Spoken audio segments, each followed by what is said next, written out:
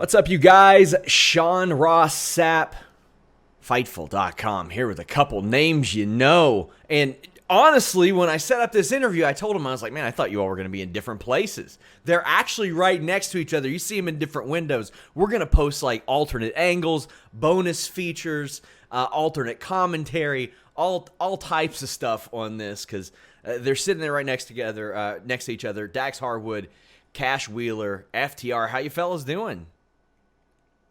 What's up, Sean? Not too bad. Just hanging out in Florida at Cash's house, his brand new house, and Nice. just living life. Yeah, Now, not bad at all. Get hang out for a little bit and just drive 2 hours. Did you get this Easy. house within the last year and a half, like knowing that your life was about to change? I got this house right before quarantine and the release. So this is another big move for you.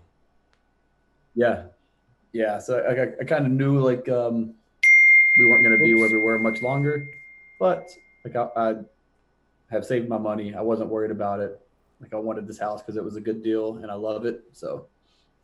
Well, you guys are in AEW now, and I mentioned all over the place. It looked like you all couldn't get to that ring quick enough to do a pile driver. It looked like you all were just like, you know what, let me drive a truck to this ring so I can get into that ring and pile drive somebody as quickly as possible. How long had it been since you two like have done that? Because obviously there are some restrictions where you guys were before. Yeah, it'd been a long time. I mean, it'd been almost 8 years for me since doing Pile Driver. But we said it earlier in an interview like a week ago. We never came in saying, "Oh, we got to do a pile driver. We have to do it just to say screw you to WWE," because that's not the case at all. Because they don't give a damn if we do a pile driver or not. Yeah. We just wanted to do it to add another move to our arsenal to pay homage to Arn and Tully, and also to show that we can get over a move that's not anything crazy or spectacular. Yeah, we. On the independents, my finisher for the longest time was a pile driver, and I loved doing it. And I got signed in 2014. Haven't done one since. Not even like in a practice ring. We never practiced the spike pile driver. The first time we did it was the first time everybody saw it on AEW. So it was just something like we both. I'm a huge fan of the pile driver in general. I'm a huge fan of Arnold Classic, huge fan of the spike pile driver, and like you said, like. There's so many innovative moves nowadays, even like the Indie Taker, which is, kind of a spin off this. We just wanted to go back and show that it's been the 80s and 90s since that was a finisher, but it's still just as badass as it was then. How has the transition been from a style perspective? Have you all had to make any adjustments in that regards? I mean, like from a TV perspective, even the shows are laid out a little bit differently. You got a lot of the picture-in-picture stuff in AEW that's around a little bit more prevalently. I don't know. I don't think much has changed for us. We've always gone out there, whether it was on a live event or television, and we've tried to just be FTR, try to be ourselves. And that's what we're doing now. Is we're just given more of an opportunity to be ourselves. Yeah. I don't think we haven't had to change it a whole lot, but now we have a little bit more say. I guess we get to cut loose a little bit more at different times. A lot of times especially the way they produce their shows up over at WWE, it's different. It's a lot more hands-on. AEW, you get a little more freedom, a little more say-so, and so we just kind of get to be more creative like ourselves and just have fun. Upon entering AEW and really the locker room, is there anybody that you all kind of made fast friends with that maybe you were surprised or maybe you did or didn't think that you would gel with, that you kind of hit it off with and you're like, okay, I like these guys. I like their philosophy on wrestling. Anything like that? Honestly, one of the very few people that came up to us and talked to us that we didn't know previously was Sammy Guevara. He was very cool with us, very welcoming, and he was happy that we were there. Hangman Page, another one that was very happy that we were there. We have some, we go back quite a bit because we both kind of, or all three of us wrestled in the same areas in North Carolina and Virginia and things like that. Other than that, Not really. I think that our philosophy is the 180 of 90% of that roster's philosophy, Sure. and that's okay. That's not bad. Doesn't mean they're right or we're wrong or vice versa. Just means we're better. Yeah, we're better, and we know we're better. But we have an ideology of what professional wrestling is, what it can be, and specifically tag team wrestling. And those guys have their own philosophy as well. But I believe that with our style and what we have and what we can bring to the table, we can help show them how to make the audience care about them as people and not care about them as athletes. Care about them as characters and not athletes. MJF was a guy who we figured we'd get along with just based off the fact that he's a student of the game. Like, he watches everything. He's as much of a throwback as you're going to get these days, especially for a guy as young as he is. Like, you got to think he wasn't even alive for most of the stuff through the 90s. Yeah. And he knows it all. He can talk wrestling with the best of them.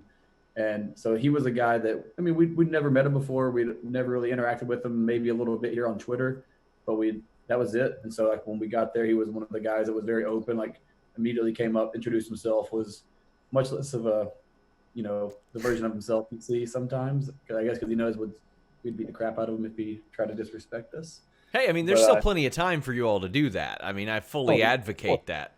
The guy unhooked my microphone during an interview one time, and then that was a fun one. So I remember hearing a story that really stuck out to me about Dusty Rhodes telling you guys never to leave each other's sides, become shadows of one another. Before that, had you all already kind of like said, we're going to make our mark in tag team wrestling? Like, that's going to be where we make our mark. Did those words put it in perspective? How does that resonate with you years later? I think that Dusty, he already knew that we were together all the time. I mean, we were already best buds by that time. I think specifically what he meant was, and that this was a big, a big eye-opening thing for me for tag team wrestling. I think specifically he meant in the ring, like be shadows of each other in the ring, like wherever you are. Just because that helps with television, with the perception of television. Because if we're together and they get the shot of us together, then subconsciously the fans are thinking, oh, okay, they're together. It's also easier to shoot and easier to produce. But he already knew that we were best buds before this. He knew we've traveled together for, almost 7 or 8 years in the same hotels for a very long time, up until just recently. We were able to afford to purchase different hotels. But yeah, he knew that we were always together. But I think he specifically meant in the ring. Yeah, and I think another big thing for him was, so when I did my tryout in 2013 near the end of the year, and at that tryout, some of the coaches came up to me probably the first day really and asked if I knew Dax. And I was like, yeah, we're pretty good friends. We've known each other for a while. We go pretty far back. Like, man, you guys said you remind me of him so much. Would you be interested in being a tag team with him?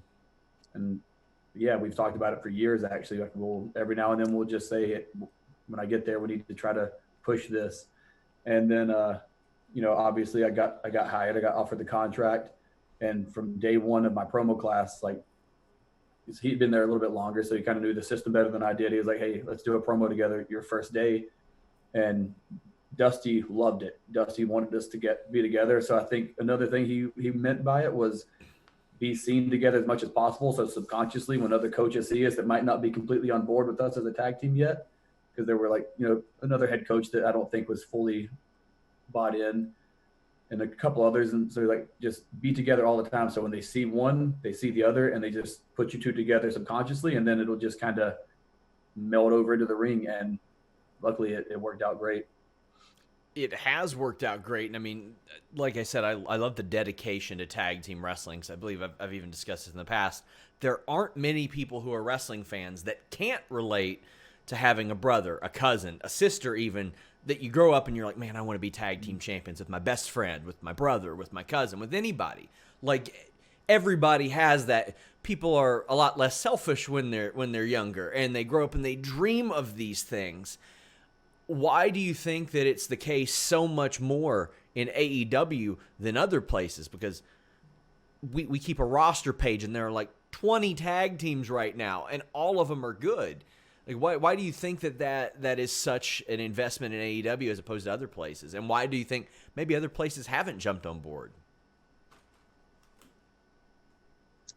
I think maybe because right now, like the year 2020, you're looking at guys who grew up watching the Hart Foundation and the Rockers and the Rock and Roll and the Midnights and Edge and Christian and the Dudleys and the Hardy Boys and all these other like amazing legendary tag teams. And, you know, we watched them as children. So that kind of, I think, got instilled in us like, man, tag team wrestling is cool. And now we're all old enough where we followed those dreams and we've trained to be professional wrestlers and we've achieved the goal. And now everybody's just kind of converging all at once because for the most part, we're all around the same age. We've been watching about the same span. And I think that's just a byproduct of all of us growing up watching the same era, loving the same things, and just kind of following that. That's probably the most, I would say. Yeah. Even as a kid, man, I mean, I've loved professional wrestling for as long as I can remember. But as a kid, I really did love tag team wrestling. I don't know if it's because for a while professional wrestling was my only friend, my best friend. But man, I loved tag team wrestling. I loved guys who looked alike, who dressed alike. Let's put it like that. Like the gear was like. Obviously, I loved, you know, Arn and Tully and Midnight Express and the Hart Foundation, but also I loved guys like Marcus Bagwell and the Patriot, and I loved guys like even what were they were called Men at Work or something like that. They were just WCW Saturday Night. Oh yeah. I loved that. Like I loved the dedication they had, and you hit the nail on the head. And I wish, and I don't say this disparagingly, but I wish a lot of wrestlers who are in tag teams would understand that as a tag team wrestler, as a tag team partner, that is your brother. That is your best friend. So, like, for example, I don't want to go too far in the weeds, but when it's time to get that hot tag, man, you don't want to come in and do a bunch of flips and rolls and things like that. You've been beating the shit out of my best friend for 5 minutes. I'm going to come in and throw fists, and I'm going to beat the shit out of you. And that's the psychology of tag team wrestling, the simple psychology of tag team wrestling, but you can make so much around that. But you know, going back to your original question of why it hasn't been prevalent in other places besides AEW, I think for so long tag team wrestling has been bastardized. You know, I think that it's one of those things that's been set on the back burner for a very long time because one certain individual isn't a huge fan of it for whatever reason, and then the fans just don't believe in it right now. You know, we've got myself, Cash, Omega and Hangman, Private Party, and the Young Bucks. We've got to, all these guys. We've got to re-educate Usos, New Day. We've got to re-educate these fans on what tag team wrestling is, how important it is, how much money can be drawn with tag team wrestling, and why it's such a vital part of the business that we all love. And I think we're on the right path to do that. Yeah, like we've touched on it before in a couple of recent interviews. A lot of the times, like tag team wrestling became like two singles matches where it was just, I'll do this with this guy, you do this with this guy. And it wasn't tag team wrestling. It was just four guys doing some really cool stuff and not working together like they should. Like when we work together, we try to make it a thing where I can't finish what I'm doing without him there. If it's like a three-legged table, you know, it doesn't stand on its own. Like it needs the support of the fourth leg. And if I start something, and especially there's a blind tag and some misdirection and this and that, and it finishes with a double team, that's the beauty of tag team wrestling, because I couldn't do that on my own. And people, like somewhere along the way, it got lost. But I think the teams we just named are doing a hell of a job in bringing that back and making people realize what tag team wrestling used to be and what it could be and what it will be. And Sean, I'll pat us on the back too real quick. Before 2016, before 2016, you didn't see too many tag matches. It was, like you said, it was two. Even if you were a tag team, it was one guy doing something with the opponent, the tag out, and the other two guys would do whatever. And that was before 2016. 2016 comes along, 5'10" North Carolina boys get to work with American Alpha, and we show what tag team wrestling can be. And we made it a we became a cohesive unit. They became a cohesive unit, and we actually had an actual tag team wrestling match. And from there on, I believe in the mainstream, the structure of tag team wrestling kind of changed a bit.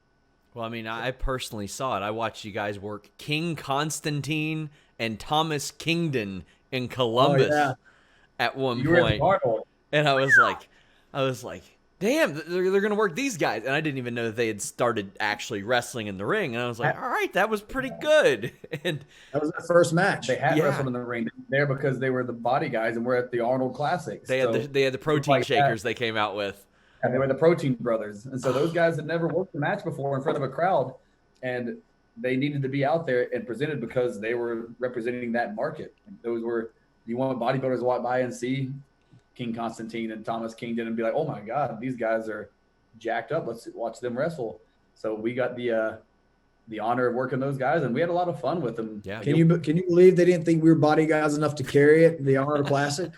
Oh man, I wish they still did that. I had a lot of fun going to those shows. I mean, it was like 8 hours. I know that you all were working 2, sometimes 3 times, and then the next day doing it too. Yeah. They were so fun though. That's how I met Rudy from Redcon. He's a huge wrestling fan. We were at a gym called, I can't remember what it's called, but it's in Columbus. And it's where a lot of the guys were going, and they picked us up. And he came up. I didn't know who he was, and he's like, "I'm a big fan. Can I get a picture with you guys?" I'm like, "Yeah, sure, of course." Coming to find out, he's like a really important guy with Redcon 1, but he's also just an amazing guy that takes care of everybody he can. That's awesome. There's a lot of connections made there. It's such a big event that MMA went there for a long time, and then I'm surprised there's not more of a pro wrestling connection there. Same. So like I mentioned, the depth of AEW's tag team roster has led to fans mainly online saying, well, what if they had 6-man titles? What if they had 6-man titles? And I'm interested in your thoughts on that because we've seen that before with New Japan and Ring of Honor, but I probably couldn't name who the 6-man tag champions are, and I watch wrestling for a living. Like, I wouldn't be able to tell you that. You don't seem too eager for that idea, Cash. I mean, maybe eventually down the line, but we're still like, that'd be, trying to run before we can walk. Like we're still trying to build up the tag team division and establish all the players there and make people care about every team as individuals and human beings. And so like, we don't need to bring more championships into the fold when these aren't even established or less than a year old. We don't need to bring more like 6-man teams into the fold when we're still trying to establish the 2-man. So maybe down the line, but I think it's unnecessary right now.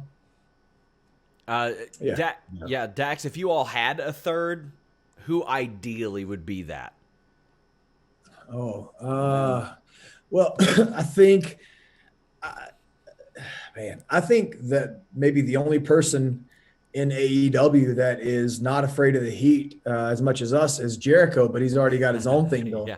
I don't know if there are too many people that fit in, or maybe we don't fit in well with them there, because we understand that there's a line between having great wrestling matches and drawing money. And I want to have as many great wrestling matches as I can, but more than that, I want to draw money, because that money is what's going to allow me to pay for my daughter's education, going to allow me to pay for the house that my wife wants to buy, and all the bills we've got to pay. If there is one person I could pick, maybe I would say the closest to us, and he's a New Yorker, that's pretty funny, is MJF. He may be the closest one to FTR, who can go out there and talk the talk, and not really care if someone gets a little heated with him. It seems but like to be fair, he is one of the guys that got upset with us for being on Jim Cornette's podcast. Sure. So I don't know. Sure, and I mean, like the Young Bucks and Kenny Omega versus FTR and MJF, that is a money match too. Like that's one you just sit and look at and say, okay, there's story and money to be made there. It seemed like there was story and money to be made there with you guys and Randy Orton too. And I know for a fact that he personally went to higher ups and said, I want to be with these guys. I want to stay with these guys. I want to work with these guys. And it didn't happen. I think, and for a lot of people, they say, well, why don't people go and pitch stuff? Then you see Randy Orton pitching stuff, and they're like, no. And by the way, we're going to put them on different brands. Was that surprising to you that you all had somebody like that go into bat for you guys, and it was still like, nah, not right now. At that point, maybe not. Because we had, like, Bray had done it. Roman had done it. Usos, New Day. Shane had done it. Shane So, like, McMahon, the owner Wow. of the owner's son. Go ahead. Sorry. That's kind of why we stopped. We started the stuff with the Usos, and it was starting to heat up, and then it got put on the back burner so we could do the stuff with Shane. Yeah. And it was going well because that was, a hot storyline at the time, and Shane requested it. But then, like, all of a sudden, they just told us, you're done with that. You're going back to the Usos now. But we had been away from them for about a month, and it kind of cooled off, and then we had to try to pick back up cold. And I mean, it is what it is. Like, it's not just for us. Like, everybody there across the board, like, things like get picked up and dropped all the time without explanation. And it's just there can't be. Everything changes on a whim so much there, because I don't envy, like, the job of the creative team. Like, they have so many moving parts they have to work with all the time. It's just going to happen. Like, it's not just us. Like, it's everybody across the board. And by that point, like you said, I told him that if they messed up this opportunity they had with us and Randy, and I'd said this one time before, and that was with the Usos, but we still kind of were in the fold with them. But I told him, if they mess up this thing with us and Randy, there's no reason for us to re-sign these contracts. None at all. But yeah, we watched Roman Reigns go to Vince and say, I want to work with these guys. I want them to beat me. We watched Bray Wyatt do that, Matt Hardy, the Usos, New Day. And then, of course, we watched Randy do it on a weekly basis. Yeah. The reason it lasted for 6 or 8 weeks is because of Randy. He pushed for it so hard for that long. And the things that we were doing with him and New Day were making – it could have been such a great money-making venture, but that wasn't in the plans. That's not what Vince wanted. And, you said you understand why, or you could see why guys don't want to pitch. And I get what you're saying, but, man, why stop? You know what I mean? I stayed up every single week. We would get 2 days home, and I'm infatuated with my wife and my daughter, but I would take hours away from them to sit in front of the computer that I'm sitting in front of right now to type up pitches and angles and storylines for me and Cash to present to the creative team, to present to Vince. And it never got used, but I never stopped because I wanted us to be the best, and I wanted them to know that we're working harder than anybody else. We're working at least as hard as anybody else. To be able to be on that television. It wasn't for lack of trying. It was just. And, Randy respected our work. He respected our work ethic. I mean, even to the point, I don't know if he wants us to tell this, but he can't get too mad at me because he loves us. He flew down to Asheville to work with us for his greatest match of all time or whatever, Backlash, because he wanted to get ready and wanted to, get his technical wrestling down and things like that. So, we created a bond, a friendship. And I wish they would have went with it, but they didn't. And I'm glad they didn't, because now we're having the time of our lives. No loyalty to Edge, huh? After you helped him get ready? No loyalty. Maybe there's played both sides. Yeah, there's a few weeks that don't hate the player. Yeah, there was a few weeks. We saw how you did help Edge. Did WWE ask you all to or I'm not sure if both of you did, but we saw at least one of you. Did they ask you to sign a non-disclosure, anything to keep that under wraps, or were they just nah? That was all us and Edge. He went down first, actually. I went down a year before Edge even competed. I think I saw pictures of it at Dr. Tom's school. Yeah, well, that was a different time. That was Beth and Natalia. They wanted to work on tag stuff for the WrestleMania match that I don't know. Yeah, that one. I think that was the right one. But he went down after that, just him and Adam, with Dr. Tom letting them in, and that was the first time that Adam had bumped since the neck injury. Basically, he had done a spear here and there, but he was the first one to get in the ring with them. And so we're playing politics with the right guys, both of them. But when I went, it was just something where that was all us. I told him, if you want to get in the ring and you need to get some work and just see how you feel, then just let me know. And he's like, yeah, I need to, because he's like, luckily I have a Hall of Famer for a wife, so she can do a lot with me, but I need to get thrown around. I need to get picked up and dropped. He's like, she's my wife, and I'm the father of her children, so she's going to take it easy on me here and there because she doesn't want to do this on her own. So I need somebody that's going to come in and take the kitty gloves off. And so we went in and we just called stuff on the fly. And I don't think it even made, it may have made the clip. I don't remember, but we were just wrestling around. We weren't taking any bumps or anything yet. And I put him in a sleeper, had him send me off, like come back, grab it again. And I slipped behind him. I said, belly to back. And he goes, huh? And we just go up and down. And that was the first big bump he had taken. And he was like, oh man, he's like, I'm glad you didn't tell me that was coming, but I needed that because he hit. And he was like, hey, I feel great. So yeah, that was just something that we wanted to do because he wanted to see how he felt and to prove to himself he could do it. That's fantastic. So, I mean, you all hit the free agent market in an unprecedented time. I mean, unlike any other time possibly, because when you all hit the free agent market, people are like, oh, well, where are they going to go? What are they going to do? But the options are limited right now, too. How did that affect your decision, or did you always know AEW is where I want to be? Well, we haven't made a complete decision yet. I mean, we know we want AEW. We know we want to change professional wrestling with AEW, and that will come in time, you know. But there are other things and there are other opportunities that we want. And thankfully, we both saved our money. We're smart with the money, and we worked, you know, more matches than anyone else the prior year. So, you know, the money we did get, we earned. But we know what we want to do. We want to know what we want to prove to everyone. And we want to completely change the whole course and the whole perception of tag team wrestling.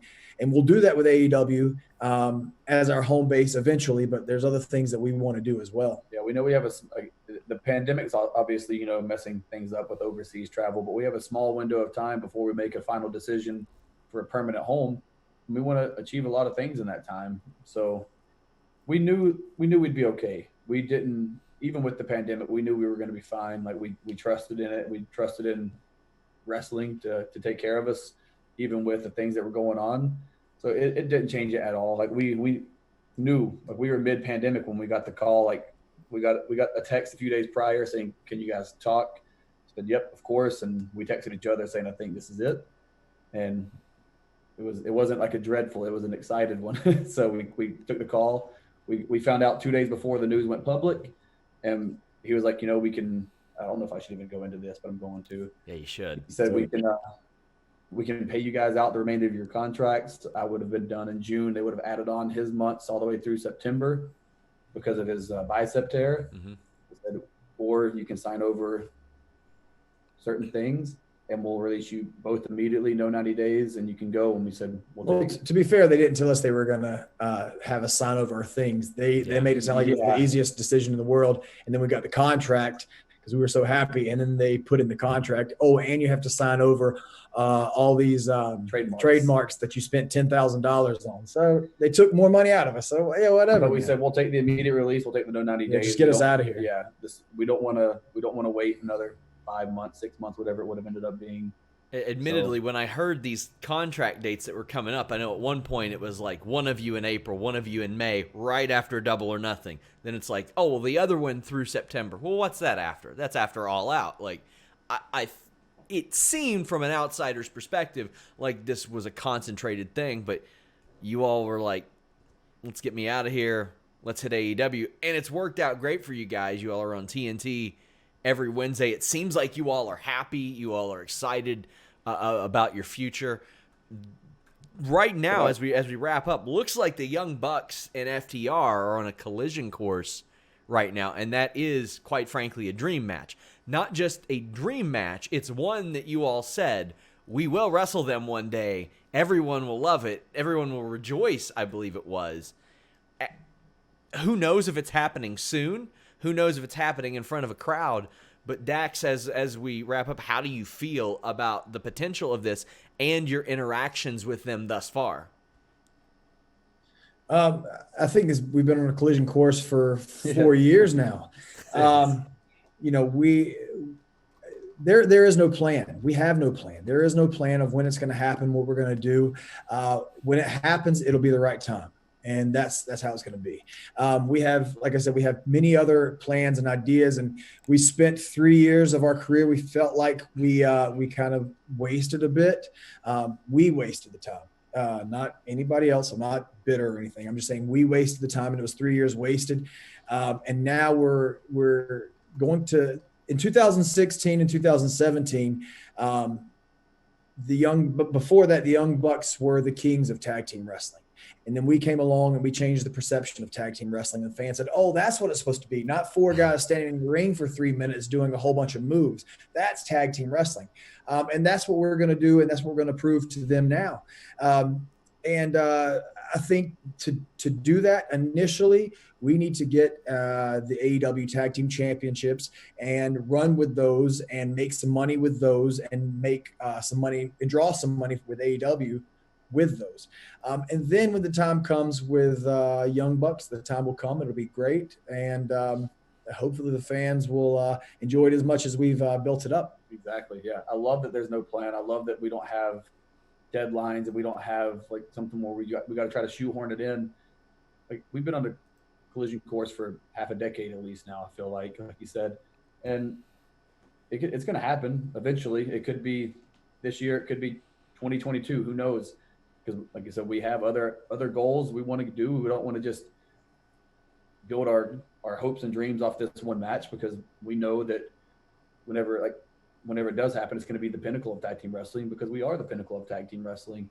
So we're just going to take our time and get there when we're ready. And, and until that time, we've got great teams to work with. Mm-hmm. I mean, we've got the private party guys. We've got Santana and Ortiz to work with, Best Friends, all these guys we've got to work with. Yeah.